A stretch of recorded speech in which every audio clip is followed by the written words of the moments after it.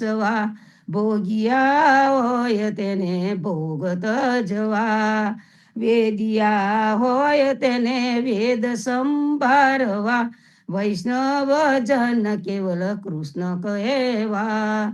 જીરે કવિ જન હોય તેને સદગ્રંથ શોધવા, દાતાર હોય તેને દાન કરવા. પતિવ્રતા નારીએ પિયુજીને પૂછવું, વચન કહે તે તો શીશ ધરવા. જીરે આપને આપના ધર્મ સંભાળવા, મનક્રમ વચન તે મેલ ટાલી. બને નરસૈયો તમો પતિત પાવન સદા, ચરને રાખો મુને વારી વારી. જીરે રાત રહે જાગરે પાછલી કટગડી, સાધુ પુરુષને સુઈ ન રહેવું. જીરે ધન્ય તું એમ કહે શ્રી હરિ, નરસૈયા તુમારો ભક્ત સાચો. મેલી પુરુષાતન સખી રે વેશે થયો, તાહેરા પ્રેમથી હું રે નાચ્યો. જીરે મુજમો તો જમો ભેદ નહીં નાગરા, માન તું માયરી વેદવાની. હજુ પરતીતના ઉપજે તુજને, મેં તુને મોકલ્યું ટાળું પાણી. જીરે મોસાલું કીધું તે કેમ ગયો વિસરી, હાર આપ્યો પરતક્ષ ભૂપ. 14 લોક મેં મારે તું સમો કો નહીં, તાયરું માયરું એક રૂપ. જીરે તાયરો અક્ષર ગાય જે સાંભળે, તેના કુટુંબ સહિત પાવન થાય. બને નરસૈયો મીઠા બોલી સુરી જવે, તારે કર જોડી કૃષ્ણજી સમકાય. જીરે ધન્ય તું એમ કહે શ્રી હરિ, નરસૈયા તુમારો ભક્ત સાચો. કુંજનો વિહારી રે, કુંજનો વિહારી રે, મામુને સાંભળે રે. હવે ક્યાં દેખું દીન દયાળ, મોરીડું ને બાધે રે, મોરીડું ને બાધે રે, મોહન મલ પતારે. આંગણીએ વાતો વેન રસાલ, મધુવન જાતા રે, મધુવન જાતા રે, માખણ મહી વેચવા રે. માર્ગે આવીને માગતો દાન, હાસ્ય વચન રે, હાસ્ય વચન રે, વાલો મારો સાખતો રે. બાકે મીટડાવે નવખાન, સુખના વિશ્રામ રે, સુખના વિશ્રામ રે, અમને આપતો રે. નિત્ય નિત્ય ઉત્તમ નવલાને, નરસૈયાચા સ્વામી રે, નરસૈયાચા સ્વામી રે, વિના હું તો વ્યાકુડી રે. તેની મને દુર્બળ થઈ છે દે, તેની મારી દુર્બળ થઈ છે દે. જાગને જાદવા કૃષ્ણ ગોવાળિયા, તુજ વિના દેનમાં કોણ જાશે. 360 ગોવાળ ટોળે મળ્યા, વડો રે ગોવાળિયો કોણ થાશે. દૈતના દૈતરા ગીતના દેબરા, કઠિયેલ દૂધ તે કોણ પીશે. હરી તારો હાથીઓ કાળી નાગનાથીઓ, ભૂમિનો ભાર તે કોણ હરશે. જમુનાને તીરે ગૌધન ચારતા, મધુરસી મોરલી કોણ વાસે. બને નરસૈયો તારા ગુણ ગાઈ રીઝવે, બુડતા બાહોળી કોણ સાસે. જીરે જાગને જાદવા કૃષ્ણ ગોવાળિયા, તુજ વિના દેનમ કોણ જાશે. સુખ દુઃખ મન મન યાનીએ, ઘટ સાથે રે ઘડિયા, ટાળ્યા તે કોઈ ના નવટડે, રઘુનાથ ના જડિયા. હરિચંદ્ર સરકારાજિયા, તારા લોચન રાણી, પોતાને સતને કારણે, નીચ ઘેર ભરિયા પાણી. સુખ દુઃખ મન મન યાનીએ, નળ રાજા સરખો નર નઈ, જેની દમયંતી રાણી, અર્ધે વસ્ત્રે વનમાં ભમ્યા, ન મળે અન્ન ને પાણી. શેઠ કહીએ સગળસા, ચંગાવતી શેઠાણી, કેલિયા કુંવરને ખડતા, નઈને આન્યા પાણી. સુખ દુઃખ મન મન યાનીએ, પાંચ પાંડવ છઠ્ઠા દ્રૌપદી, હિંડે વન વન ભમતા, છત્ર છાઈ નવ બેસિયા, સુખે નિંદ્રા ન સૂતા. સીતા સરખી માં સતી, જેના રામચંદ્ર સ્વામી, તેને તે રાવણ હરી ગયો, સીતા માં દુઃખ પામી. દેવતાને માં દુઃખ પડ્યા, સમર્યા સારંગ પાણી. બાવટ ભાગે છે ભૂદરો, મહેતા નરસૈના સ્વામી. સુખ દુઃખ મન મન યાનીએ, ઘટ સાથે રે ઘડિયા. અખિલ બ્રહ્માંડમાં એક તું શ્રી હરિ, જુજવે રૂપે અનંત ભાસે. દેહમાં દેવ તું, તેજમાં તત્વ તું, શૂન્યમાં શબ્દ થઈ વેદ વાસે. પવન તું પાણી તું, ભૂમિ તું ભૂદરો, વૃક્ષ થઈ કુલી રહ્યો આકાશે. વિવિધ રચના કરી અનેક રસ લેવાને, શિવ થકી જીવ થયો એ જયાશે. વેદ તો એમ વધે, શ્રુતિ સ્મૃતિ સખ દે, કનક કુંડલ વિશે ભેદ ન હોય. ઘાટ ગળ્યા પછી નામ રૂપ મુજના, અંતે તો એમનું એમ હોય. વૃક્ષમાં બ્રિજ તું, બ્રિજમાં વૃક્ષ તું, જોવું પણ તરો એ જ પાસે. બને નરસૈય જઈ મને તના શોધના, પ્રીત કરું પ્રેમથી પ્રગટ થાશે. અખિલ બ્રહ્માંડમાં એક તું શ્રી હરિ, જુજવે રૂપે અનંત ભાસે.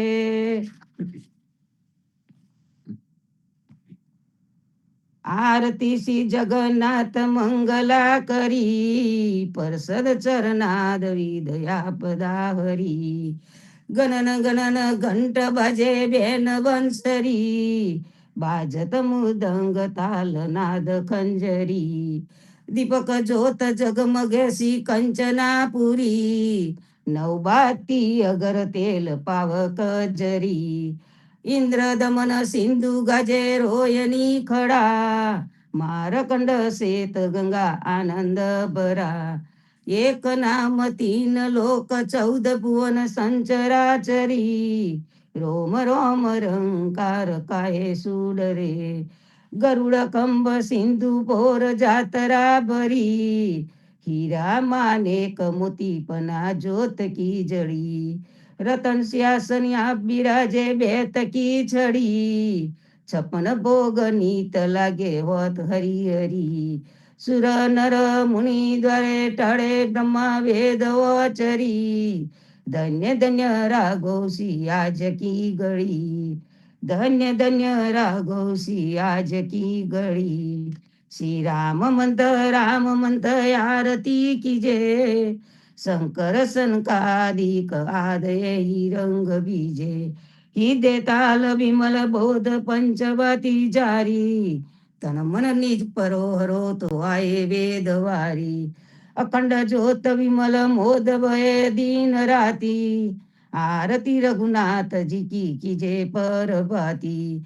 कहत कबीर समझ धीर ऐसे लऊ लाए, चरण टेक रघुनाथ जाके निर्भेसद पाए.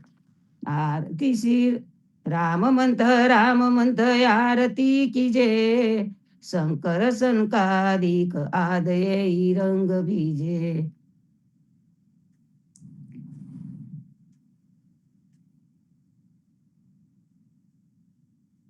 हे राम कबीर. कृष्ण जी कहता उठो रे प्राणी, कृष्ण जी ना नाम विना मिथ्या रे वाणी. प्रभाते उठीने लीजे कृष्ण जीनु नाम, कृष्ण जीए वाशुरुळु गोकुळियु गाम. कृष्ण जी माता रे हमारे, कृष्ण जी तात सगाने सहोदर मारे, कृष्ण जी बात. कृष्ण जीए मामो मार्यो मासी संहारी, પોતાના જાનીને હરિએ મુગતિ આપી. કૃષ્ણજીએ અજામિલ તાર્યો હું તો પાપી, એક કોલીએ કૌતુક કીધું તેને અચળ પદવી આપી. કૃષ્ણજીએ ગુણકા તારી અહલ્યા વધારી, કૃષ્ણજીના નામ ઉપર જાઓ બલિયારી.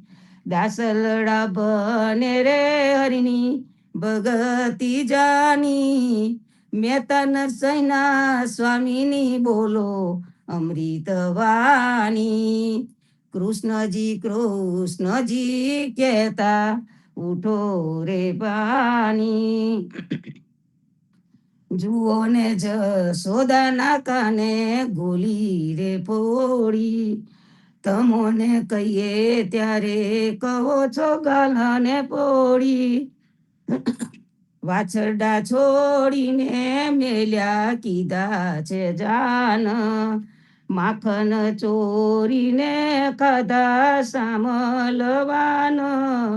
આવો તો દેખાડું કૃષ્ણજીએ કીધા છે કામ. ત્યારે બાલક થઈને ખોળે બેઠા સુંદર શ્યામ, બાઈ રે બાલુડો મારો કહીએ નવ જાને. મહેતા નરસૈના સ્વામીની લીલા વેદ વખાને. જેવો ને તેવો રે તમારે પાલવે બાંધ્યો, અનછતો અબલાએ તમારો વધાર્યો વાદો. અન તેડ્યો આંગણીએ આવું તાણ્યો ના તૂટું, તારા પ્રેમનો બાંધ્યો રે સખી કબૂ ના છૂટો. રમાડ્યો રે રમું રે સખી જમાડ્યો જમું, તમોરે સમેરે ગોપી અમારે સારું. હું કારે આગેરો જાઉં ને ટુકારે રાચું, જનર સયો ગાન કરે તા પ્રેમે હું નાચો. જેવો ને તેવો રે તમારે પાલવે બાંધ્યો. ધન્ય ધન્ય પદ્મનાભને જંગલના છોરસિયા, આગળ પાછળ ઝાડ જોડને વચમાં પોતે વસ્યા. વાળીએ જઈએ રે વૈષ્ણવ વાળીએ જઈએ, ગોમતી નાઈને કાયા નિર્મળ કરીએ. પ્રેમ ધરી પદમ વાળીએ જઈએ ને પ્રદક્ષિણા ફરીએ. શ્રી પદ્મનાભજીના દર્શન કરતા ભવસાગર તરીએ. વાળી તનીરજ અંગે અડે તો દુઃખ સર્વે જાશે. શ્રી પદમ વાળીના દર્શન કરતા કુળ પાવન થાશે. જન્મો જન્મના સુકૃત હોય તો વાસો વાડીમાં રહીએ. લક્ષ 84 ના પેરા ફેરા સન્માત્ર મત જીએ. વાડીમાં વૈકુંઠ બિરાજે ને જ્યાં બેઠા અવિનાશી. 33 કોટી દેવતા બિરાજે ને મુનિવર સહસ્ત્ર 88. 68 તીરથનો મહિમા રે મોટો ને શ્રી પદ્મ વાડીથી એઠો. નરસૈયાના સ્વામી કહે કર જોડી ભાવ કરીને ભેટો. વાડીએ જઈએ રે વૈષ્ણવ વાડીએ જઈએ. સ્વામી કૃપા કરો યતિ ગની. સ્વામી રે મારા સ્વામી કૃપા કરો યતિ ગની. ભજો કુવિચાર અચલ ભક્તિ દેતા એરી. જય છે મુક્તિ ભંડાર પાયે લાગી કરું વિનંતી. સ્વામી કૃપા કરો યતિ ગની. સ્વામી રે મારા સ્વામી કૃપા કરો યતિ ગની. ભજો કુવિચાર અચલ ભક્તિ દેતા એરી. જય છે મુક્તિ ભંડાર પાયે લાગી કરું વિનંતી. આનંદ આરતી અરખય પારા. હરિજન આયે મેરે પ્રાણ યાદારા. સંતો દર્શન મેરે ત્રણ તાપ નિવારે. જન્મ મરણ ભવ સાગર તારે. શાક પાક મલી ભોજન પાવો. સંત સંગત મલી હરી ગુણ ગાવો. ઘેર ઘેર મંગલ હોત બધાઈ. જન જીવન તા બલ બલ જાય. આનંદ આરતી અરક પારા. હરિજન આયે મેરે પ્રાણ યાદારા. હરિજન આયે મેરે પ્રાણ યાદારા. 14 બાંધ્યો જીવના દેવર ગોપતિ કિયાન. વાટ ઘાટ રક્ષા કરો છોડાવો ચારે ખાન. જીવનજી છોડાવો ચારે ખાન. સિયાવર રામચંદ્ર કી જય. વૃંદાવન કૃષ્ણચંદ્ર કી જય. બોલો રે ભાઈ સબ સંતન કી જય. સદગુરુ શ્રી જીવનજી મહારાજ ને રામ કવિ હેત કૃપા ને રામ કવિ. સાખી ગ્રંથમાંથી વાંચન કરું છું. વિરહીની બિલખત ફિરે સમરે સીતારામ. સંત સંગત બિન જીવના જન્મ ગયો બેકામ. જીવનદાસજી મહારાજ કહે છે, સંત જેવા સાચા ઉદ્ધાકના વિરહ વાળી દુનિયા જ્યાં ત્યાં વલખા મારીને રામનું સ્મરણ કર્યા કરે છે, પણ સંતની સંગત વગર તેનો જન્મારો નકામો ગયો. ચલ મનુઆ ઉન દેશળે જા રાધા રાસ વિલાસ. સંત સંગત બિન જીવના સબ દીન ગયે ઉદાસ. જીવનદાસજી મહારાજ કહે છે, હે મનડા, આત્માને પરમ પ્રેમનો આનંદ મળે એવા ધામમાં લઈ જા કે જ્યાં રાધાજી રાસ લીલામાં આનંદ પ્રમોદનો સુખ ભોગ કરે છે સંતના સમાગમ વગર બધા દિવસો રસહીન ઉદાસીનતા વ્યતીત થયા છે. ત્રિકમદાસ સારાંશમાં લખે છે, શ્રી જીવનજી મહારાજ પોતાના મનને કહે છે, હે મન, તું સંત સંગતમાં સાવધ થઈ આગળ ચાલ.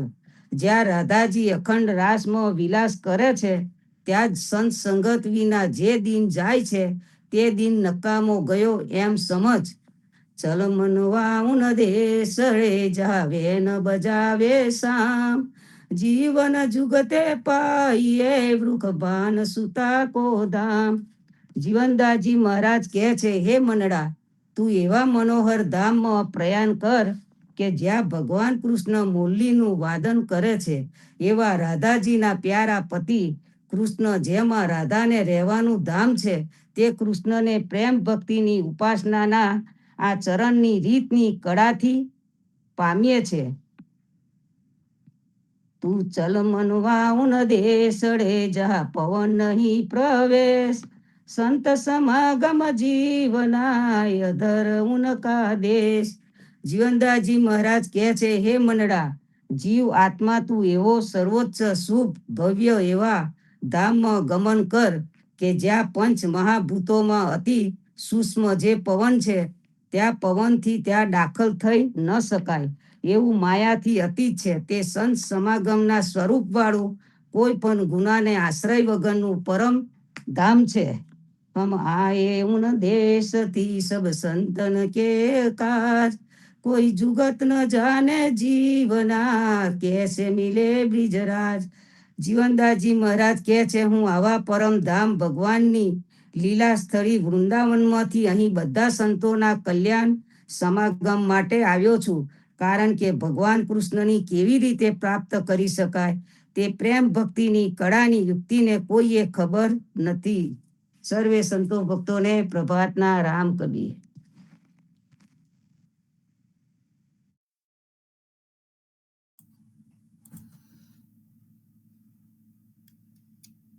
રામ કબીર. સર્વે સંતો ભક્તોને પ્રભાતના રામ કબીર. ભારતમાં સંધ્યાના રામ કબીર, સ્વામી પરિવારને રામ કબીર, જીવનજી મહારાજની ગાદીને, તેમના ક્રાંતિકારી વિચારોને સાદર સપ્રેમ રામ કબીર.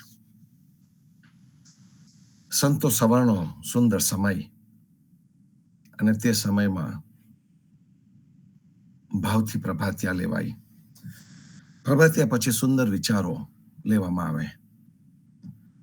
હમણાં જ આપણે એક જે સાખી જોઈ, એમાં રામ નામની વાત આવી. આપણને 4 પદાર્થ જીવનજી મહારાજે આપ્યા, અને જે 4 પદાર્થ આપ્યા એમાંનો એક પદાર્થ એ રામ નામ આપ્યું, નામ ભક્તિ આપી. નામ ભક્તિ ઉપર આપણે ઘણી બધી સાખીઓમાં વાતો કરી છે. નામ ભક્તિ કેવી રીતે કરવી એની પણ વાતો આપણે સત્સંગમાં ઘણી બધી કરી. આ નામ ભક્તિ આપવાની પાછળ નો મૂળ હેતુ શું? કે નામ ભક્તિ આપણા મનને શુદ્ધ કરતી હોય છે. જ્યારે આપણું મન ઘણી બધી જગ્યાએ ફરતું હોય છે, ત્યારે મનને એક જગ્યાએ એક શાંતિની બેઠક આપવી પડે. જે શાંતિની બેઠકમાં આવીને એને લાગે કે હા, હું જે પરમ શાંતિ, જે ચીર શાંતિ એટલે મૃત્યુ નહીં, જે ચીર શાંતિ એટલે કે શાશ્વત શાંતિ, જે શાંતિ દરેક જગ્યાએ છે, એ શાંતિ હું પણ ઝંખી રહ્યો છું. પ્રકૃતિ પણ હંમેશા કાર્યરત છે, અને કાર્યરત છે છતાં પણ તે શાંત છે. પવન જ્યારે વાય છે ત્યારે કાર્યરત હોય છે, અને પવન પણ શાંત થઈ જાય છે. દરિયાના મોજા પણ એ જ પ્રકારે હોય છે. ટાઇડલ વેવ્સ જેને આપણે કહીએ, કે ઘણી વખત મોટા મોટા વેવ્સ આવે, અને ઘણી વખત નાના આવે, અને ઘણી વખત દરિયો પણ શાંત થઈ જતો હોય છે.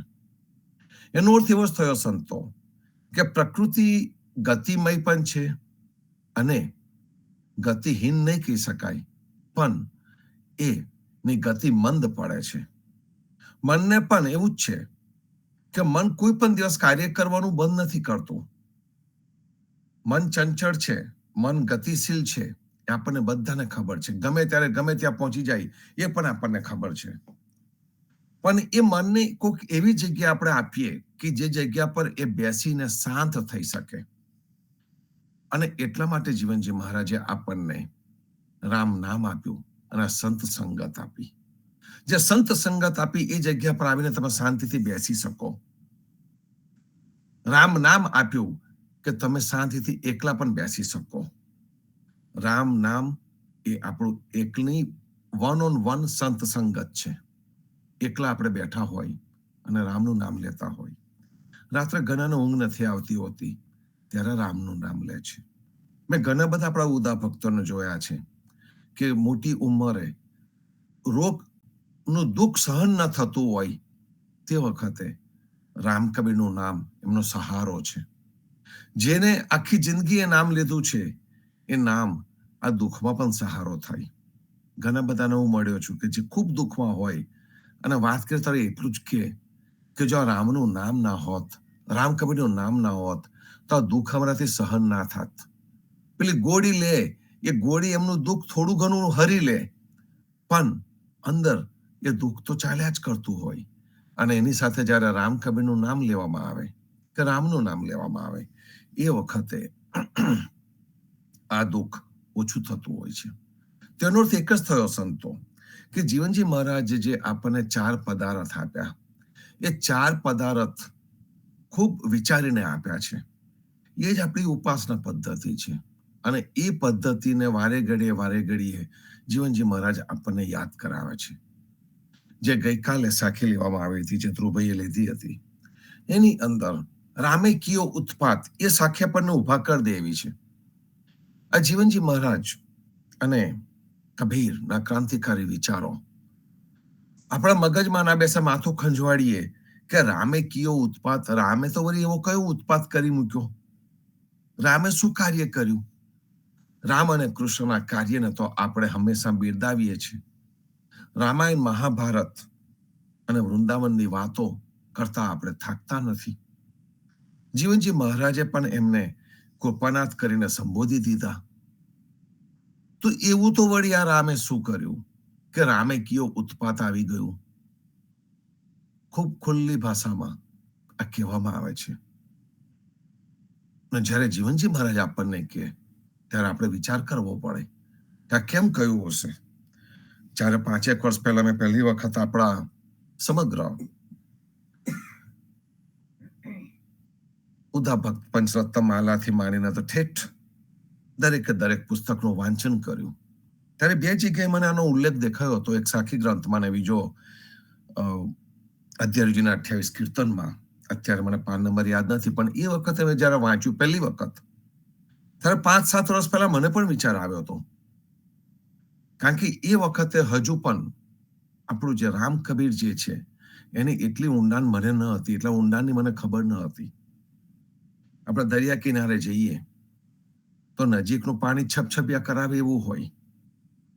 જેમ જેમ ઊંડા થતા અને ગરમ પણ લાગે, જેમ ઊંડા જતા જઈએ ને તેમ આપણને પાણીના ઊંડાણની ખબર પડે, પાણીની ઠંડકની ખબર પડે. અને પેલા મરજી વાતો જે ઊંડા પાણીમાં જાય ને તે રત્નો લઈને બહાર આવે. કહેવાનો અર્થ એ છે સંતો કે આને જ્યારે પહેલી વખત વાંચ્યું અને આજે 5-7 વર્ષથી જે આપણા એ પથારા ઉપરથી જે સત્સંગ થતો રહે છે, જે વધારે ને વધારે વાંચન થતું રહે છે, ત્યારે ખબર પડી કે રામે કિયો ઉત્પાત એ શું છે.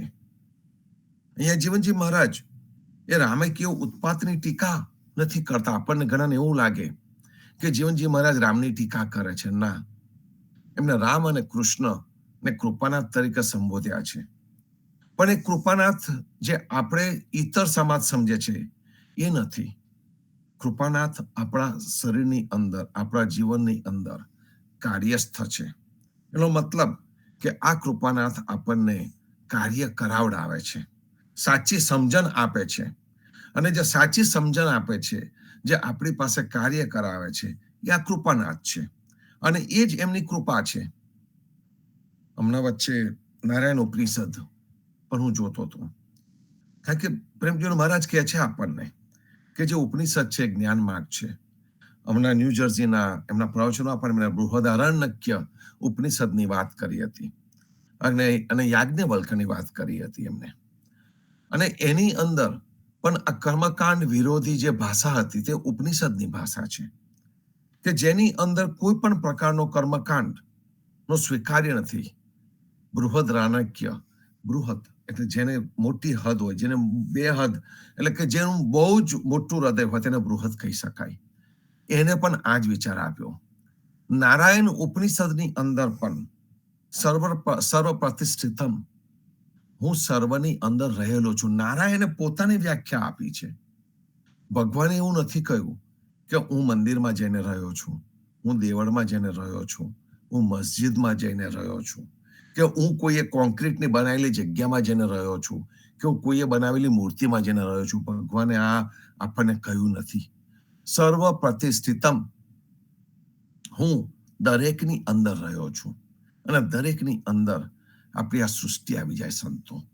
એમાં વૃક્ષ પણ આવી જાય, નાના છોડ પણ આવી જાય, નાના જીવજંતુ પણ આવી જાય, મનુષ્ય પણ એનો એક ભાગ છે એ પણ આવી જાય, પંચ મહાભૂત પણ એમાં આવી જાય, 3 ગુણો પણ એમાં આવી જાય.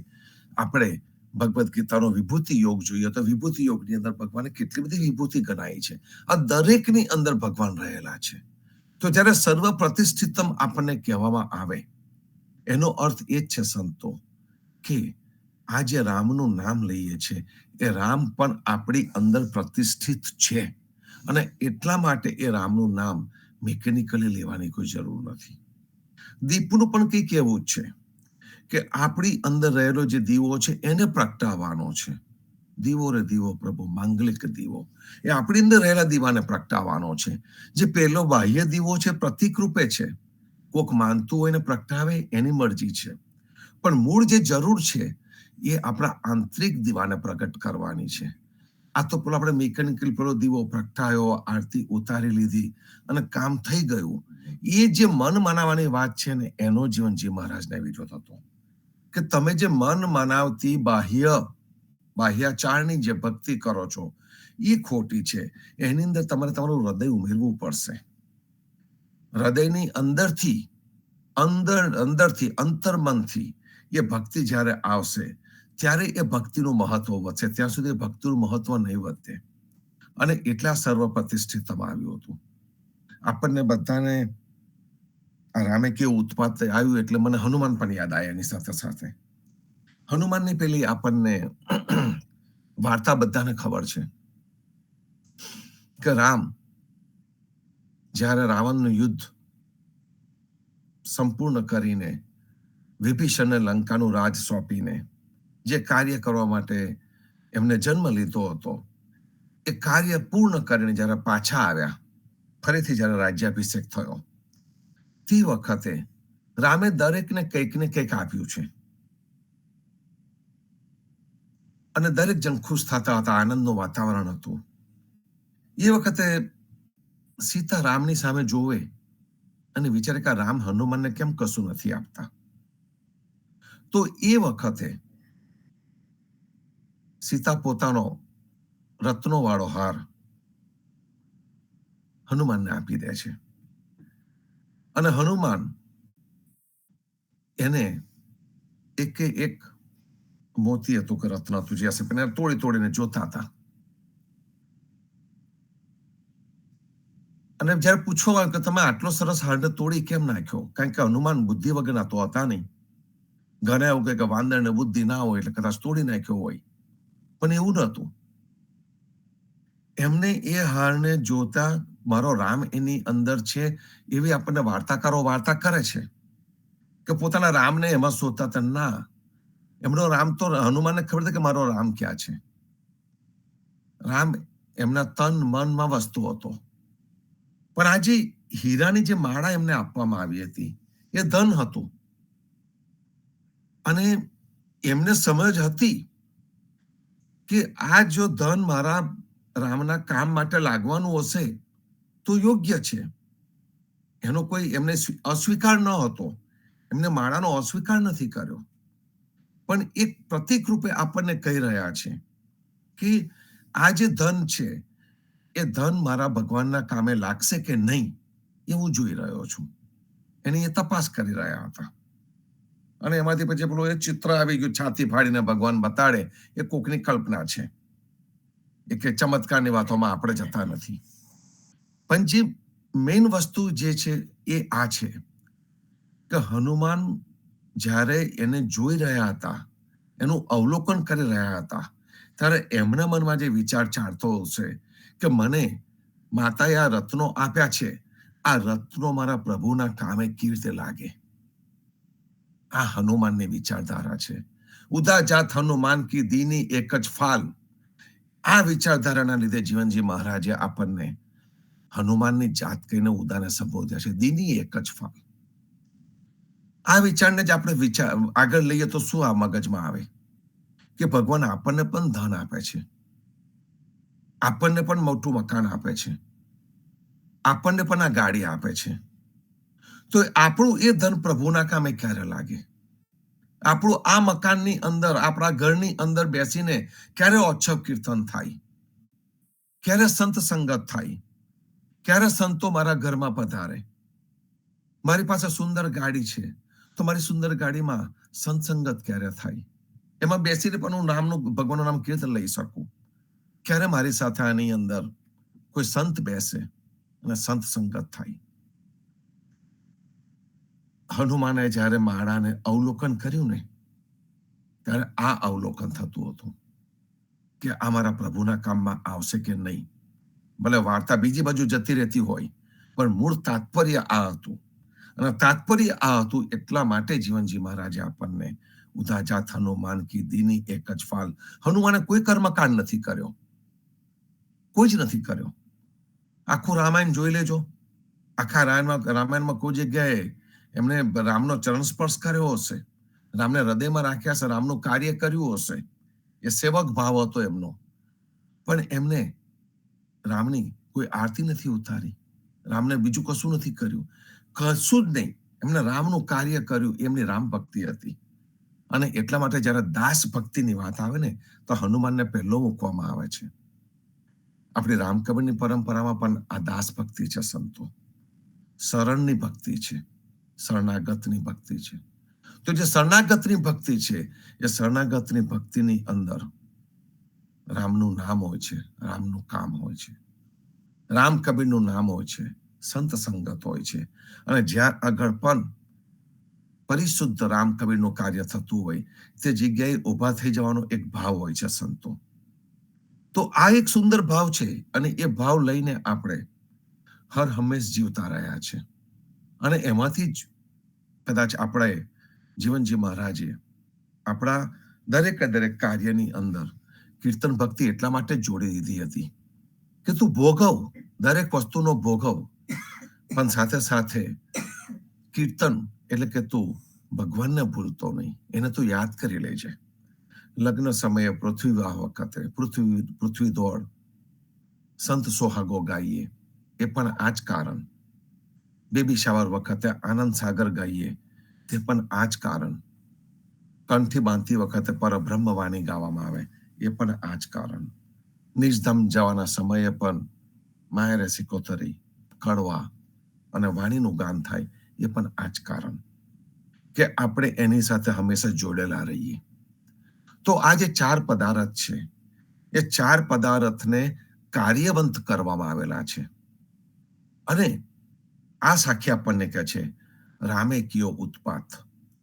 એમાં શું છે તો કે રામના વખતે જે રાક્ષસો જે કરી જતા હતા, તોફાન મસ્તી કરી જતા હતા અને સારા કાર્યમાં વિઘ્ન નાખતા હતા, હવે એને આપણને હોમ હવન યજ્ઞની સાથે જોડી દેવામાં આવ્યું.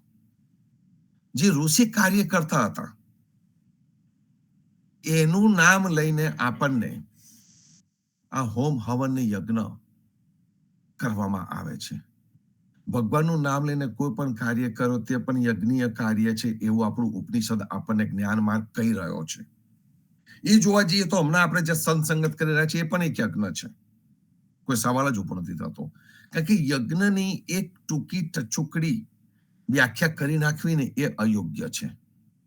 યજ્ઞ એટલે જે પેલું આપણે એક કુંડું બનાવ્યું ને એની અંદર બધું જે જાતના મંત્રો ને બધું બોલીને જે આપણે ઊભું કરીએ, એને આપણે યજ્ઞ સમજી લીધો. ત્યાં આગળ રામે ઉત્પાત કીધો. કારણ કે એમને ઋષિને કેવો બતાડ્યો, એ જમાનાના ઋષિને કેવો બતાડ્યો, તે કે ઋષિને એવો બતાડ્યો કે બસ ઋષિ યજ્ઞ કરે અને પેલો ઉપરથી રાક્ષસ આવે, હાડકા નાખે એટલે યજ્ઞમાં હાડકું નાખ્યું એવું કહેવાય. આ પણ એક પ્રતિક રૂપે છે સંતો. યજ્ઞમાં હાડકા નાખવા એટલે શું? કોઈ સારું કાર્ય થઈ રહ્યું હોય એ કાર્યની અંદર વિઘ્ન ઉભા કરવા, એ આ યજ્ઞમાં હાડકા નાખવા બરોબર છે. સમાજ સારું કાર્ય કરી રહ્યો હોય તે વખતે આવીને એની અંદર 2-4 પલિતા નાખી જવા. કોઈક સારા કાર્યક્રમનું આયોજન કર્યું હોય, એમાં કદાચ નાની ચૂક થઈ ગઈ હોય, આ બહુ મોટી ભૂલ થઈ ગઈ, હા એમ કરીને જે ઉભો થઈ જાય એ હાડકું નાખ્યું. એને પેલા કાર્યમાં મદદ તો કરી ના હોય, પણ અંદરનો અંદર દુનાતો હોય, આઈને પોતાનું એક કટુ વચન સંભળાવતો જાય, એ કટુ વચન જે સંભળાવતો જાય એ કાર્યમાં નાખ્યું એને હાડકું. આ જે રામાયણની જે વાત છે, એ રામાયણમાં જે રીતે આપણને કહેવામાં આવ્યું છે, જે રીતે આપણને બતાવવામાં આવ્યું છે, તે આ હતું. ઋષિ ખરેખર એ જમાનામાં એ જંગલી વિસ્તારો હતા, એની અંદર ભગવાનના વિચારો લઈને જતા હતા. એ વખતે આ રાક્ષસી વિચારના લોકોને એવું લાગ્યું કે જ્યારે જો લોકો સુધરી જશે તો અમારી રાક્ષસોની પ્રતિભા ઓછી થઈ જશે, એટલે એ લોકો અડચણ ઊભી કરતા હતા. આ યજ્ઞમાં હાડકા નાખવા સમાન હતું, પણ આપણને જુદું બતાવવામાં આવ્યું. અને એટલા માટે જીવનજી મહારાજ કહે છે કે રામે કયો ઉત્પાત, કે રામે જઈને આ જે હતું, આ જે ખોટું બતાવવામાં આવેલું હતું એની અંદર જઈને રામ પાર્ટિસિપેટ થયા, એટલે રામને લોકો અનુસરણ કરવા મળ્યા.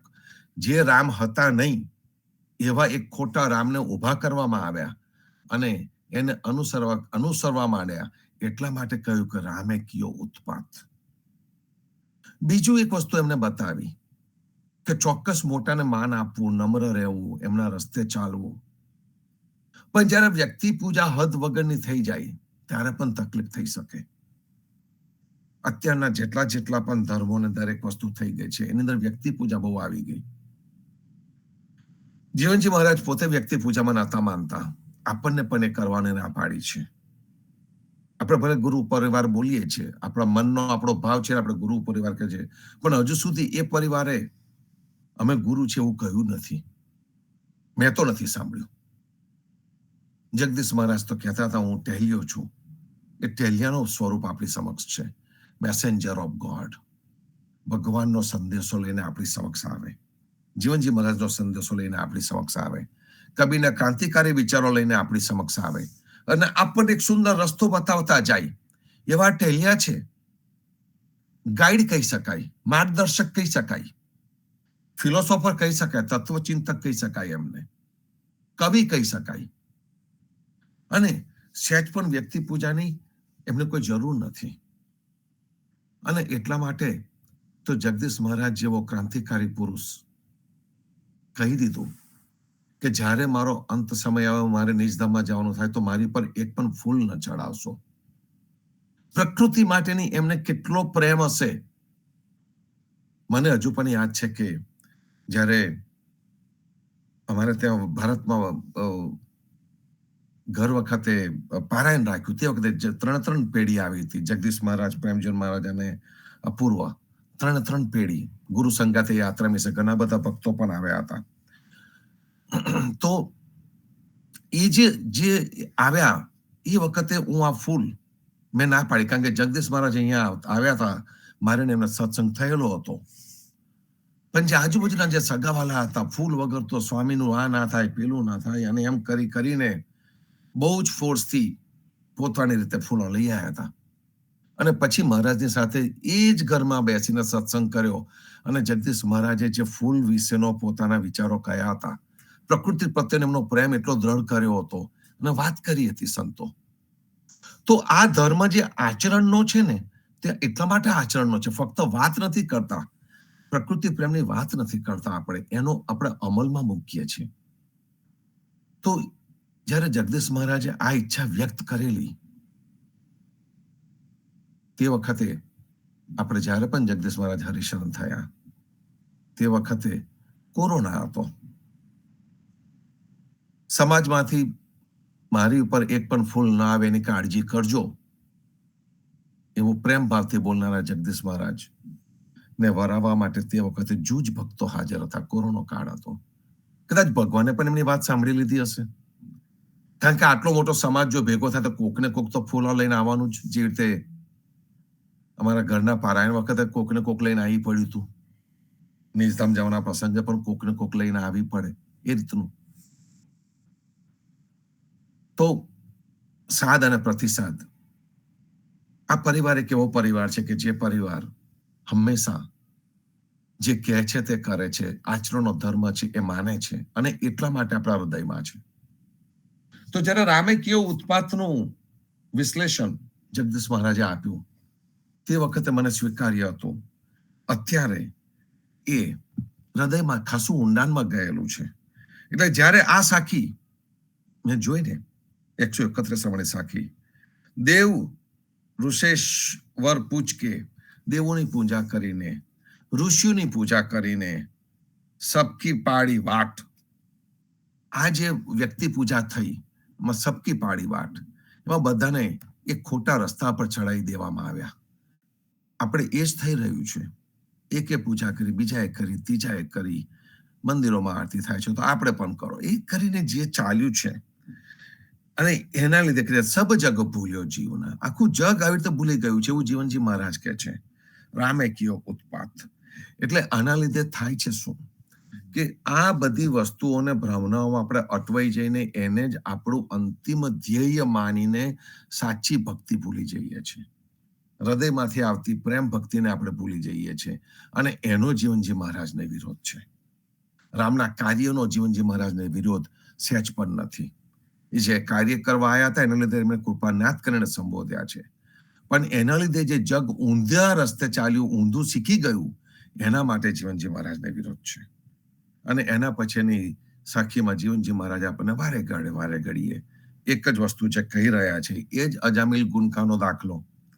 ગઈકાલે પણ ધ્રુવભાઈએ બહુ સિફતથી આપણને અજામિલ ગુનકાના દાખલાના બદલે આપણને કબીર વિચારધારા તરફ લઈ ગયા હતા અને કબીરના ક્રાંતિકારી વિચારોના દર્શન કરાવ્યા હતા. એવું જ કંઈક આની અંદર છે કે સબ સાધનમાં જીવના રામ નામ તત્વસાર. જેટલી પણ વસ્તુઓ છે, જે પણ પ્રકારની સાધના થઈ રહી છે, જે પણ પ્રકારની ઉપાસના થઈ રહી છે, એ બધી ઉપાસના પદ્ધતિની અંદર ઉત્તમમાં ઉત્તમ ઉપાસના પદ્ધતિ છે રામ નામ તત્વસાર. રામનું નામ એ જે છે એ જ તત્વનો સાર છે. એ જ વેદ ઉપનિષદ આપણને કહી રહ્યા છે. એ જ નામ ભક્તિ જે સૂક્ષ્મમાં સૂક્ષ્મ છે એ નામની વાત આપણને કરવામાં આવી રહ્યા છે. જે સૂક્ષ્મતાથી એ રામ આપણી અંદર વસી રહ્યો છે એ રામની વાત અહીંયા કરવામાં આવી રહેલી છે. રામ નામ તત્વસાર. તો જે સર્વ પ્રતિષ્ઠિતમ, જે દરેક જગ્યાએ વસેલો છે એ રામની વાત અહીંયા કરવામાં આવે છે. સાખી નંબર 132માં સબ સાધનમાં જીવના રામ નામ તત્વસાર, કે એ તત્વનો જે સાર છે એને આપણે ભૂલવાની જરૂર નથી. અને ફરીથી જ્યારે નામ આવે, નારાયણનું નામ આવે, ત્યારે પાછો અજામિલ તો આવીને ઉભો જ રહે. એના છોકરાનું નામ હતું અજામિલ ગુનકાતરી. અજામિલ અને જે ગનિકા વેશ્યા જે હતી એ બંને જન પણ આ નામથી તરી ગયા છે. તે વેદ ન લહે લગાર, એનો વેદને પણ સહેજ પણ સમજ પડતી નથી. અને એટલા માટે જ વેદે પણ કિયો ઉત્પાત અને રામે પણ કિયો ઉત્પાત. વેદે પણ શું કર્યું? વેદના 13.5 ભાગ કર્મકાંડથી ભરપૂર છે, યજ્ઞ યાગાદિથી ભરપૂર છે. અને એટલા માટે કહે છે કે વેદને પણ એનો પાર નથી મળતો. એનો એક અડધો ભાગ છે કે જેની અંદર સાચી સમજ છે. અને જીવનજી મહારાજ આપણને આપણી દ્રષ્ટિ એ અડધા ભાગ તરફ લઈ જઈ રહ્યા છે. 13.5 છે, એના 13.5 ભાગ તરફ આપણી દ્રષ્ટિ કરવાની ના પાડે છે. જે અડધો ભાગ છે એની તરફ આપણી દ્રષ્ટિ કે છે. એટલે વેદમાંથી સારા તત્વો કાઢીને જે તત્વસાર, જે રામ નામ તત્વસાર છે એ આપણને આપ્યું. એ આપણા સાખી નંબર 132માં આવે છે. તો સંતો આજે પ્રબોધ કા અંગની સાખી નંબર 131, 132માં જીવનજી મહારાજ આપણને સુંદર પ્રબોધ કરી રહ્યા છે, સાચી ભક્તિ સમજાવી રહ્યા છે. એ સાચી ભક્તિ આપણા સર્વેની અંદર પ્રગટ થાય એવા સુંદર ભાવ સાથે વિરમું છું. સર્વે સંતો ભક્તોને પ્રભાતના રામ કબીર, ભારતમાં સંધ્યાના રામ કબીર, જીવનજી મહારાજની ગાદીને તેમના ક્રાંતિકારી વિચારોને સાદર સપ્રેમ રામ કબીર. રામ કબીર. રામ કબીર રામ કબીર રામ કબીર રામ કબીર રામ કબીર પ્રભાતના રામ કબીર. રામ કબીર હે કૃપાને રામ કબીર રામ કબીર રામ કબીર રામ કબીર રામ કબીર